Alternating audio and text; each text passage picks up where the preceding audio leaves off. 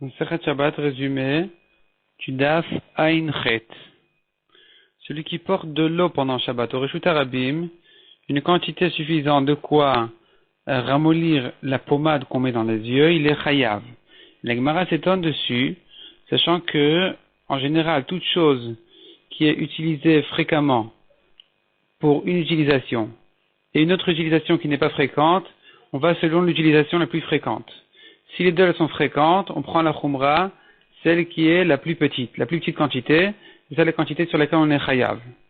Et donc, ici on a du mal à comprendre comment ça se fait que l'eau qui est en général utilisée pour être bue est rarement pour cette guérison-là, et malgré tout ici, on va selon cette guérison-là et on donne une petite quantité d'eau pour être chayav, alors que ça devrait être assez rare. Répond la Gemara, il s'agit d'un endroit où au contraire, on n'utilise que de l'eau et pas d'autres produits pour ramollir cette pommade, et donc on garde soigneusement même une petite quantité d'eau parce qu'ils étaient des gens pauvres. Ou bien, au contraire, pas au contraire, mais tout le monde préfère l'eau pour l'utilisation de cette pommade parce que c'est mieux, ça n'assombrit pas la vue, et donc on préfère toujours mettre de l'eau, ça ne fait pas de l'ombre sur l'œil, alors que les autres boissons comme le vin, le lait, ça va gêner la vue. Et donc, puisqu'on garde soigneusement de l'eau pour cette pommade, donc là, effectivement, ça sera ça notre référence pour le rendre chayav, même pour cette petite quantité. Le sang, la Gemara dit, selon Tanakama, le sang et tous les autres liquides, la quantité pour être chayav, c'est un révit. Selon Rabbi Shimon ben Elazar, le sang de certaines bêtes, on s'en sert comme médicament, on le met sur l'œil, ça guérit quelques problèmes, et donc la quantité sera de quoi mettre sur l'œil. Et la Braïta précise encore que toutes ces mesures-là, ces quantités-là n'ont été données que pour celui qui les a apportées sans les garder soigneusement.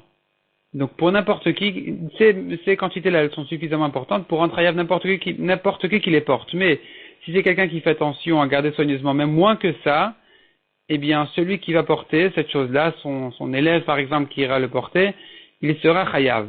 Tandis que selon Rabbi Shimon, c'est pas comme ça. Au contraire, ces quantités-là ont été données pour celui qui les garde, mais les autres ne sont chayav toujours que pour un révit. On ne dira pas de quoi mettre le sang sur l'œil, on ne dira pas de quoi ramollir la pommade avec de l'eau, on dira que c'est que pour un révit.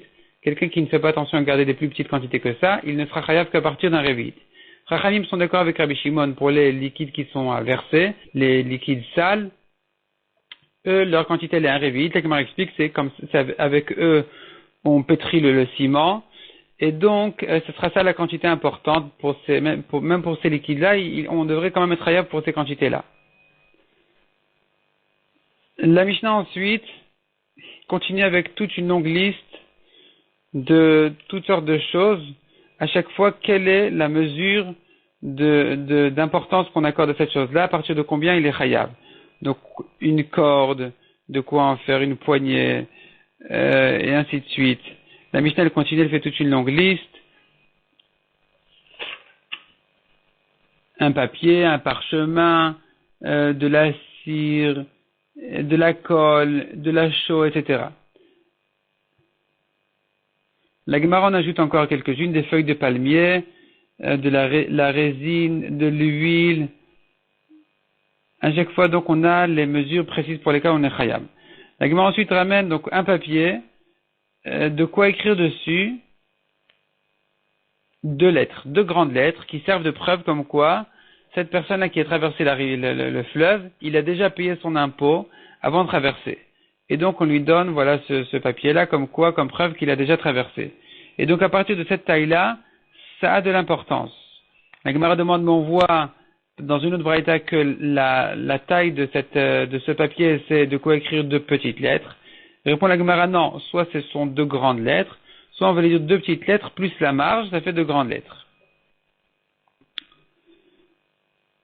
Ensuite, autre braïta, celui qui a déjà payé, qui a reçu donc ce reçu-là, cette feuille-là avec les deux lettres, mais s'il les a déjà montrées au contrôle, est-ce qu'il est encore chayav quand il continue à les porter au Reshut Arabim, ou bien je dis non, ce papier-là il va à la poubelle, il n'y a rien à faire avec. La Gemara elle ramène dessus une marloquette, dans la Braïta on voit une marloquette, et la Gemara elle explique pour quelle raison il se peut, donc selon celui qui dit qu'il est chayav, pour quelle raison il en aurait encore besoin. Qu'est-ce qu'il veut prouver, qu'est-ce qu'il va en faire avec. Donc soit il veut le garder en cas de nouveau contrôle, soit pour prouver que c'est un homme de confiance, un homme sérieux qui fait attention à payer. De même, à propos d'un shtar d'une dette qui a déjà été remboursée, nous avons ici à nouveau une marloquette. Est-ce que, une fois qu'il a remboursé sa dette, le shtar, il est encore, celui qui le porte, il est chayav, ou bien je dis non, il n'y a rien à faire avec ce papier-là, de toute façon, on doit le jeter, donc il serait pas tout. Et la Gemara explique pour quelle raison il se peut qu'un homme veuille garder ce papier-là en question, donc ce shtar chov, pour quelle raison il devrait le garder alors qu'il a déjà remboursé sa dette. La Gemara elle ramène là-dessus quelques explications.